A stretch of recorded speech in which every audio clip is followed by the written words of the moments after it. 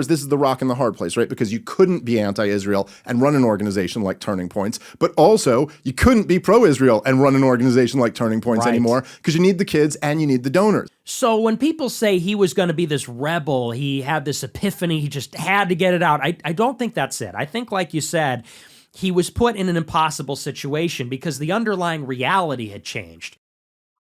Dave Smith and Nick Fuentes just revealed the truth about Charlie Kirk's views on Israel, his final moments, what happened, and how that plays into the FBI investigation into his murder, and who's culpable for it. This was an interesting conversation between two dissidents that don't always agree and sometimes do agree, but let's check them out. Please like the video and subscribe to the channel. Let's talk about Charlie Kirk. Yes. A little bit. Because there was, me and you both, as I mentioned, have gotten a bunch of heat for not like immediately jumping to these conspiracy theories. Although, like, as I've said the whole time, I'm like, I'm open to it. Like, show me what you got. I do, though, think, and I've talked about this a bit on my show, I know you have on yours as well, I do think that the story of Charlie Kirk, though, and his relationship with Israel is really interesting. Yes. Yeah. Like, so aside from the conspiracy stuff, and I guess that my friend Candace, who your dear friend too, I'm a big fan, yeah. She just last night released evidently some screenshots of a group chat where Charlie had said, you know, he was very frustrated with a Jewish donor who I guess had pulled some money from him. And he had said something about like, I'm going to not be able to be a Israel supporter anymore. Certainly doesn't tell you anything pointing to his murder. But it does certainly show you that, like, if that's true, and I'm assuming Candace, like, isn't posting a screenshot that's made up. I think Candace has more integrity than that. So if that's true, man, Josh Hammer and these guys have been being really dishonest about what really happened with Charlie Kirk. And I will tell you this story. I don't know if you've heard this before. Yeah, absolutely. Josh Hammer has to lie about it to plug his book in the first interview opportunities he had after Charlie Kirk's death, to say, hey, the final thing that Charlie Kirk said was how great my book was, how he was going to plug it on this campus tour. And if anything, I think Dave's kind of underselling the significance of this, because this was 48 hours before his death. Not only did he say, I have no choice but to leave the pro-Israel cause, verbatim, that's what he said, you know, something that they swore was wrong, that Candace and Tucker had been mischaracterizing his true feelings on Israel and essentially arguing that he died this pro-Israel martyr. Not the truth. And Josh Hammer has lied about that continually, as we have seen from his Twitter feed and various interviews. But also, he didn't respond to the donor pullout. I think that was presumably Robert Shillman's pullout of $2 million. You know, he didn't respond to that by saying, hey, let's try to balance this out with more Hasbara voices, or let's have a debate, or let me try to ease the tensions to try to rope him back in as a donor. No, he said, I'm going to invite Candace Owens to the next speaking event. That's when you want to burn bridges with this Zionist donor crowd that won't accept Candace Owens and don't want to accept Tucker Carlson. You don't say that if you haven't turned. So I think that is very significant. Totally agree with Dave that this is a major story regardless of what you think about Israel's culpability in Charlie's death. This shows the pressures of the most zealot and rigid and ardent Zionist donor class on organizations like Turning Point, which is probably a drop in the bucket compared to the pressures on the U.S. government. I apologize to the fans because I have told them this before. But so my only experience where I debated Josh Hammer twice, I think I was telling you this outside and then we got distracted. But so the second time I debated him is at this Charlie Kirk event. And the whole time, Charlie Kirk was just like, look, I really want to keep this civil and not be a mudslinging thing. And I go, absolutely, no problem. I think I'm very much like you. In that sense, I think we're very similar, that we're both kind of guys who actually really do care about the ideas and the issues. And if you approach us with like, let's debate these, it will 100% of the time be a substantive conversation. However, if you want to be vicious, yes, like we're also okay with playing that game. Yep. Like, and you're like, I will be more vicious than you. I mean, maybe not you, but just about everybody else. You're not going to, you know, and like, maybe I should be a little more mature than that at this age, but that is how I am. So I went, sure, no problem. So we go in the back, we're in like the green room. So me and Charlie and his, I'm blanking on his name, but his guy, who's the guy on his show now, who's kind of like his right-hand man. Andrew Colvin? Yes, I believe that was him. So it was the three of us, and we talked for a while, and then Josh Hammer came in.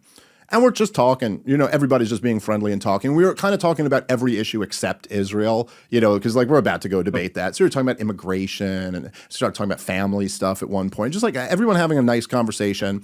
And Charlie, and there's like, okay, we're going to go have this debate. And I was not sure what I was walking into there. Like it was very, very interesting because like half the crowd might have been like your people. I mean, like it was at a Charlie Kirk event, it was striking that it was like, or I should say my people. But I came out, the first thing Charlie says when I come out onto stage is he introduces me and he goes, "Ooh, we got a lot of Dave Smith fans here." Like he was kind of surprised that like half the crowd was thrilled to see me there. I mean, that shows you the dynamic of where the youth conservatives are going. Knowing that Dave Smith is an ardent critic of Israel and still being very supportive of Dave, this is completely different from the trends you see among older conservatives that do not have this kind of viewpoint. And really, the sea change had to have been palpable. It was for us watching and seeing the audience reaction to Dave Smith, which was more powerful than the audience reaction to Josh Hammer. And then like 20% of them hated my fucking guts, but it was 20% to half. Like Wow. it was clearly the majority was because it's young people, man, and that's where they are right now. But so Josh Hammer goes out there after this, and he has the first opening. And the final thing he says in his opening is that he's disgusted to be sharing a stage with me. And I just thought there was something about that I was like, what a fucking snake you are. If it was the last communication I ever had with Charlie Kirk was me texting him, what a fucking snake that guy was after all that. And then Charlie just said something diplomatic back. He was like, it was aggressive or something like that. Yeah. But I just thought on like a dude level, and I guess maybe this is part of the reason why me and you always kind of had like a mutual respect and liked each other. There's just something where you're like, who does that? Yeah. Like who the fuck does that? Like you're so comfortable being duplicitous that you'd sit down. Like if I was about to go on a show with you right now and do this and be like, I'm disgusted that you're across the table, I wouldn't have had that 20 minutes of nice chit chat with you outside. It would have been like, no, we're doing it like that. So anyway, I say all of that to just say, I don't trust that guy one little bit. Yeah, absolutely. No one can trust that guy, and he's even more duplicitous than that. Again, plugging his book about this, on the coattails of his supposed friend's murder. I don't think he was a friend to Charlie Kirk, by the way. To lie about his legacy, try to, spin Charlie into this pro-Israel martyr, despite knowing and being on that text chain, knowing that Charlie had said, I have no choice but to leave the pro-Israel cause. Lying about it for his own benefit to favor the choice division within the conservative movement that he favors. That is duplicitous. That is snake-like. There's no doubt. And by the way, not only TPUSA, but also none of the three other people that Candace has named so far that was part of that text conversation has denied those messages. Those messages are real. There's no way to spin this anymore for the Zionists. I'm curious, what do you make of the new revelations or this dynamic with Charlie Kirk? It's a weird spot for you to be in, being such a rival and an antagonist of a person, and then they're killed in this horrible way. And so it's a weird spot. But what are your thoughts on this latest? Well, I agree with how you said it, which is, look, I mean, if someone other than Tyler Robinson killed Charlie Kirk, I'd of course be very interested in that, but I just don't see evidence for that. And people are trying to. It's like anything. In hindsight, you can look at every person's reaction in the crowd and say they're a decoy or an operative, whatever. There's really nothing hard or conclusive that proves anything other than that happened yet. And I'm open to possibilities. What is interesting, but a different conversation, maybe related, is the Israel thing. And I think very clearly, as you and Tucker and Candace and others have, and Max Blumenthal have said, there's ample evidence that at the minimum, there was something dynamic there. He was a pro-Israel guy for many years. Now, seems like that was in flux, and a lot of the evidence has kind of been knocked out. This Bill Ackman retreat, Bill Ackman produced the texts, and Charlie arranged the whole thing. And it was a forum where I'm sure disagreement was expressed, but it showed generally they were still aligned. More interesting was his interview with Megyn Kelly, where clearly he platformed Tucker and you, and it seemed that supporting Israel was in contention, which they hate that that's even on the table, because it matters how you set the table. It doesn't necessarily even matter what your position is, but they don't want that to be up for debate. Do we support Israel? Not a question they want people to ask. Yeah, that's correct. The last thing they wanted was Tucker Carlson on the stage at this event and Josh Hammer and Dave Smith debating. They didn't want debate. They wanted Hasbara. Now, I agree with Nick about the fact that I don't see evidence outside of Tyler committing this murder. I don't. I do think there are crazy things in the FBI narrative. I do think George Zinn, the decoy, is interesting. It's not as Nick says that, hey, there's decoys everywhere. This is a guy that told authorities, you know, at first I shot Charlie Kirk, and then when apprehended and taken to the station, he said, you know, I just said that because I wanted to help the real killer escape. This has been widely reported, and this guy was released in 6 hours. Now, I haven't seen anyone make connections there, but I think that is more palpable than, oh, there could be decoys everywhere. That's not an accurate reflection of what happened in my mind. But, you know, the Bill Ackman summit, there was contention there that's been, you know, released by many parties and many corroborating things from these unnamed sources to Max Blumenthal. And at one point, one account has Charlie Kirk holding up his phone saying, if I was to send this tweet out that Benjamin Netanyahu should resign, why does that make me anti-Israel, and them having a big problem with that? That's one account. I'm just saying that this seems to be more contentious than that, but I do agree that there was an interesting power dynamic there regarding his shift at the end. Well, especially when you're losing the debate. Yes. You know, I mean, that doesn't help either. Yeah, especially when you get booed and, you know, killed in the debate. They don't like that either. And so even that, they were really pushing back on Charlie, threatening. I guess the new revelation is they took the money. They took the $2 million. It's a pretty big organization, but that's not a negligible chunk of change for Charlie and Turning Point USA. And he goes in the group chat, and assuming, like you said, that it's authentic, you know, that is, I think, the most stark thing we've heard from him on the record, where he says, I have to leave the Israel camp. And I would say that's even different than what he said on Megyn Kelly. Because on Megyn Kelly, he said, oh, you're going to call me an anti-Semite? He sort of stopped himself. He said, well, you're going to lose me. That's what he was going towards. Yeah, and then you're not going to lose me. He goes, but I'm going to be deflated. In that text, he says, I'm out. Yeah, I think that's significant. I mean, I have to say, as someone that believed that, you know, he never really turned against Israel until I saw this.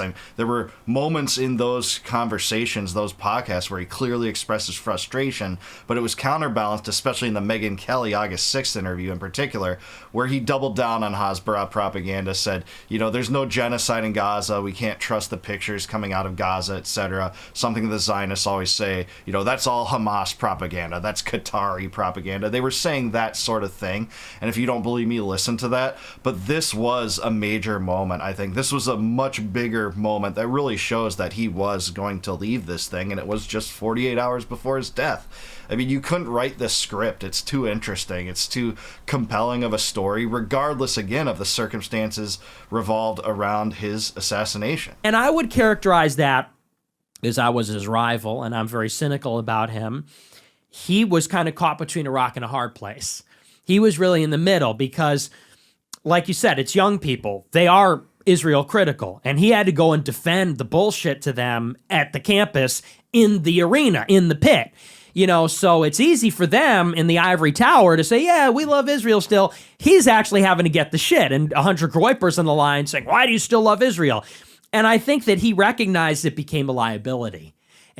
Yeah, totally true. This was the exact dynamic. I totally agree with Nick on this. He was in a rock and a hard place where he had to counterbalance the interests that were conflicting at times between this rich Zionist donor class and the young college activists that he needed to call upon to get signatures and push candidates and get people elected, something that the donors don't want to spend their time doing, but they do want to give money for. And those interests being at odds put Charlie in the middle of it. And some of his opinions on this had to have been a reflection upon that. But again, 48 hours in advance, it seems like he picked a side, and it wasn't the side of Bill Ackman and Seth Dillon. And started to try and accommodate everybody, Tucker and the other side, Candace and the other side, the Groypers, so to speak, or the Dave Smith people and the other side.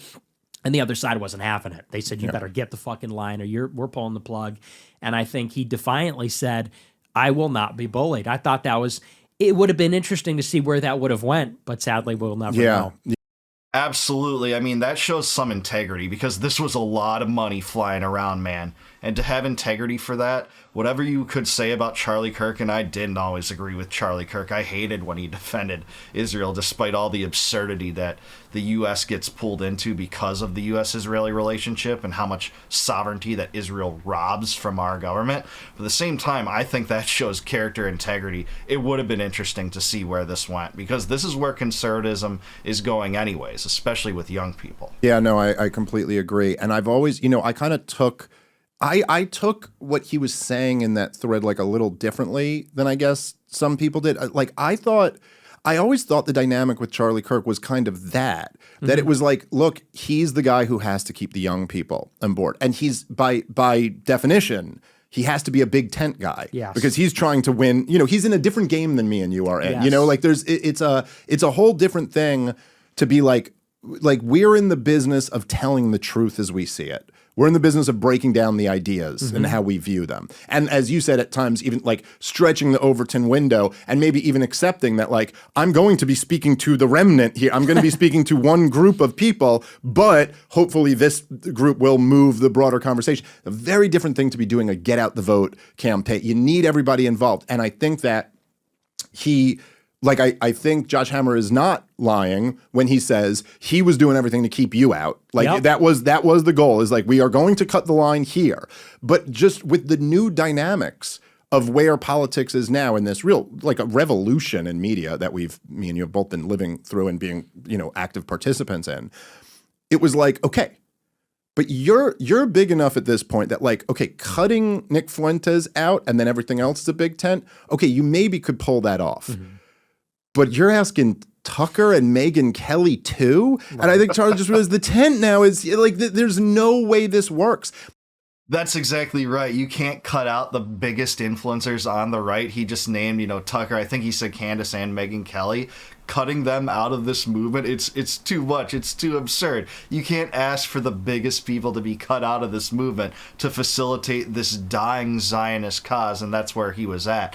And what does it say where Dave is so right, talking about how him and Nick are in the business of telling the truth as they see it, right? That's them. They're dissidents. They're content creators. I'm kind of that too. But you can't have that in American politics. And what does that say about our political system, by the way? That the unmitigated truth is unacceptable. It's, pushed aside by, gatekeepers and the filtration system that only allows what my friend Tom Woods calls the index card of allowable opinion. This small index card which is written the limits to which you can go before you're considered an extremist. That is what this dynamic is. And so I almost took it when he was saying, I have to do this, as going, I'm going to have no other choice to keep turning. And of course, this is the rock and the hard place, right? Because you couldn't be anti-Israel and run an organization like Turning Points. But also, you couldn't be pro-Israel and run an organization like Turning Points anymore, because you need the kids and you need the donors. And so there's this. And I think that, it did seem that essentially like his calculation, it seems to me, I'm speculating a little bit, but that his calculation was like, okay, well, I'll have Tucker and I'll let Dave do this debate. And then I can be seen as like, hey, look, I'm facilitating the conversation. I'll do all this. But that was way too far for the back. They were like, yo, what are you kidding me? Like, I mean, yeah, this is exactly right. He thought he could walk the tightrope there. But again, they don't want Tucker Carlson and they don't want debate. They want more Hasbara. This is the Zionist donor class that doesn't want to see the table set in a way where competing ideas are put forth. No, they want propaganda. They don't want competing ideas. This is very apparent, and it's a dynamic that doesn't just exist in Turning Point USA. It also exists in our political system, in the bureaucracy, in Congress, in the presidency. Miriam Adelson's man is Donald Trump, right? He stacked his cabinet full of these people that, toe the Zionist line, and that's what we get. And this dynamic, this is why this is so important of a story, regardless. These pressures are unavoidable. The hypocrisy of the Israel First mentality is too glaring when such a cornerstone of the Trump platform is America First. Like, we see right through that. These are the people who, like, they thought when Mamdani, say a million things about the guy, he's probably going to be very bad for this city that we're currently in right now, and also is just like very cringy and awful in a lot of ways. But the fact that he said, why this is coming up in a New York City mayoral debate, do you favor a one-state solution or a two-state solution? What the hell does this have to do with New York City?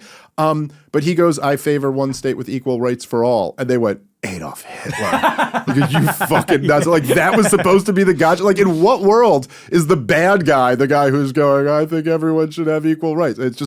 That's exactly right, to think that that was a political weapon to be wielded against this guy, and I've got all sorts of disagreements with Mamdani, but to say that, man, it just shows how tone-deaf the legacy establishment is, and it shows how much the Israel issue creeps into local politics, where this is a New York City mayoral election. It's like, yeah, I guess the UN is in New York City, but I don't think that New York City, as a locality, bears that as its kind of first priority by any stretch, but this is seeping into our domestic policy, and you can see how it infects, the attacks against free speech, censorship on the part of Zionism, trying to keep out anti-Zionist mentality, smear it as anti-Semitism, etc. Several states are doing that. I think both Georgia and Arizona have done that, maybe more states, and rewriting civil codes to disaccommodate those that are critical of Israel. We even see the federal government creating regulations and restrictions to stop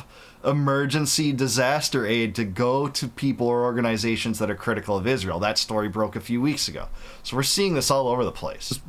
But so to them, there is no distinction between any of us. You know what I mean? Like, it's all kind of the same thing. And yeah, I don't know. It is very interesting because there's something. There's something revealing about the fact that even, say, people like Megyn Kelly and Charlie Kirk will get this same type of treatment when they step out of line. Right. Yeah, strayed way too far from the reservation. They're complaining that Megyn Kelly is, turned on them because she hosted Marjorie Taylor Greene on her show. That is enough to get you on the bad guy list, right, to the Zionists. And then also she said no one under 30 supports Israel. That's an exaggeration, but not that far of an exaggeration. So they think she's wandered too far off the reservation. They're coming for her, despite the fact she's a self-described Zionist. She literally has said that. I've seen her say that many times, and defends Israel, backs the Hasbara propaganda when it comes to Gaza to a T, but she is not good enough for them. You're seeing the Zionists eat themselves. I think it's kind of a beautiful thing, I hate to say, but it shows where the tides are going, where the writing is on the wall. People are seeing through it, and this won't be the last of them. There will be more defections from that Zionist side as we see the rejection wholesale of the Israel first mentality, even on the right. And it's one of the best tendencies and trajectories I see in politics right now. Yeah, no, I totally agree. And people are, I think, misreading it a little bit, like he was this. It's such an important point you made that we do something different, because when we go on our shows, we say, I think, I feel. He didn't really have that luxury, right? Because he was not in the business actually of telling it like he sees it. He was in the business of, it was more political, getting everybody to vote, keeping everybody happy, pushing directionally towards the right. And so when people say he was going to be this rebel, he had this epiphany, he just had to get it out, I don't think that's it. I think, like you said, he was put in an impossible situation because the underlying reality had changed. The underlying political dynamic, the right-wing youth are what they are, and the donors are what they are. And as a matter of fact, I don't think he left Israel. I think Israel left him. And that's sort of what the text said. He said, they leave me with no choice. Yeah. After they pulled the money, they said, we cannot tolerate, so we're taking the money. And he said, well, I'm not going to be held hostage by your money. I have to side with the ever-growing tent of people that are either indifferent or critical or anti or whatever. Yeah, I wouldn't call this epiphany. It was significant, but this seemed to be part of a gradual shift on Charlie's part against the Israel first mentality to some degree. This did represent something new, that he had no choice but to leave the pro-Israel cause. That's something he never said publicly, right?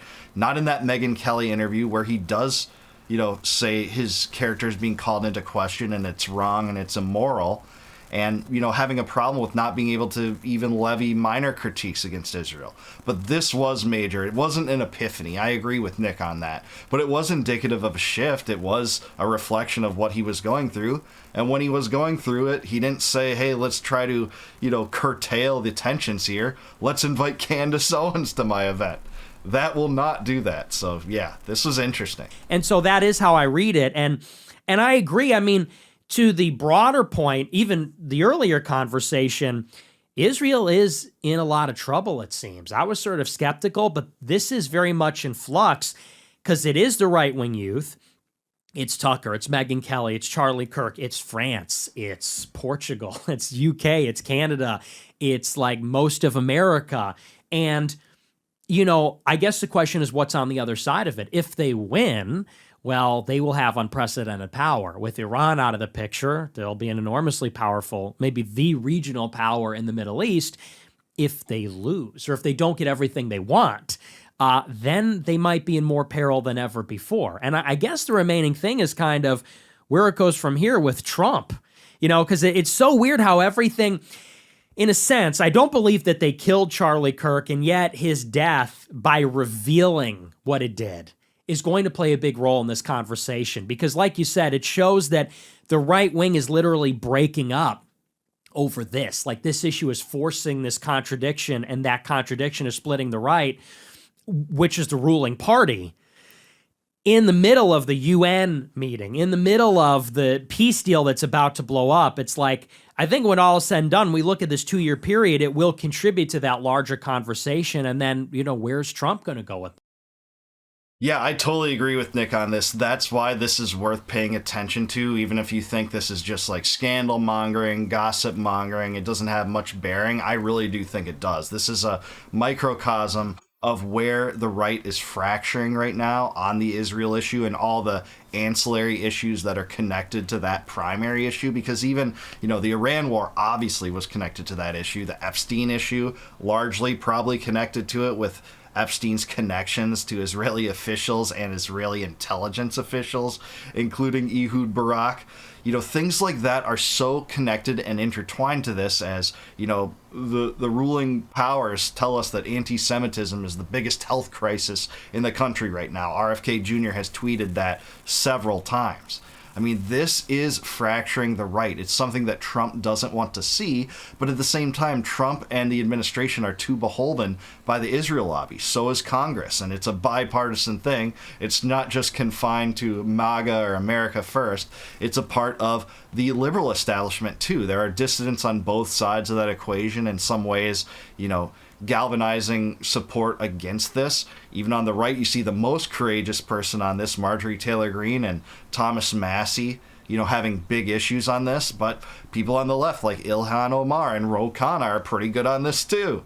And they have been for a long time, longer than many of the voices on the right. I'll give them that, despite me not agreeing with them as much, right? But that's what we're seeing. We're seeing this dynamic play out in front of our eyes, this fracture on the right. And this story, the pressure campaign against Charlie, it really exposes the Zionist agenda for what it really is. And this, again, is just a drop in the bucket compared to the pressure campaign on American political officials in power in our government as they actually unfurl policy. So if you can see it in an organization like Turning Point, it can't be ignored when it happens in the United States government, the bureaucracy, Congress, and the executive office. And that's what I think about this. I think this is a really interesting conversation. Largely agreed with all of them on this. As you could tell, I had minor reservations with how some things were put, but mostly agree with them both on this. This is a story, regardless of what you think about Israel's responsibility in Kirk's murder. I don't buy into that, but it's not like, I've shut the door on that conversation. I haven't. I'm open to talking about it, hearing what evidence people have. Right now, it's just circumstantial things, and there doesn't seem to be anything linking Israel to either Tyler, or if you don't think the shooter was Tyler, a different shooter. Haven't really seen any hard evidence for that, whereas, say, like with Martin Luther King, we know that the FBI tried to have King commit suicide. They had wiretapped King. King correctly suspected that was true through COINTELPRO. We know that, the CIA had a connection to Oswald. And yeah, it took years for those stories to emerge and for that to become more concrete.